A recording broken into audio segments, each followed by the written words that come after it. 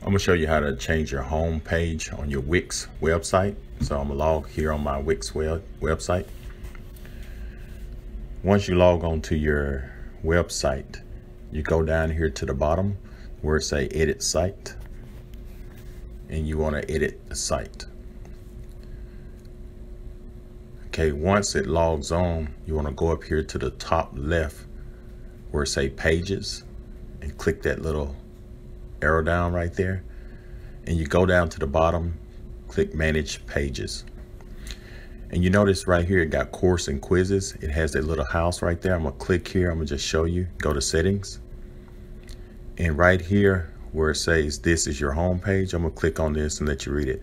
Say to make another page your home page, click it and open the page settings. So I'm gonna just show you what it looks like when somebody log in to my website. You see I got the quizzes and practice. So I'm gonna go to a new incognito window. I'm gonna type my website, www.weldingandstuff.net. And when it opens up, this is the home page. This is the first thing you see when you go to my website. And the reason to changing different home pages, maybe different seasons. So I'm gonna show you how to change it. You click up here and go down to manage pages. And I'm gonna go and make another page my home page.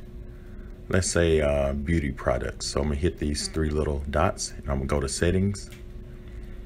Once I go to settings, I'm gonna go click this button, set as home. You're gonna notice that it's put the little home symbol. So I'm gonna go ahead and save and publish this.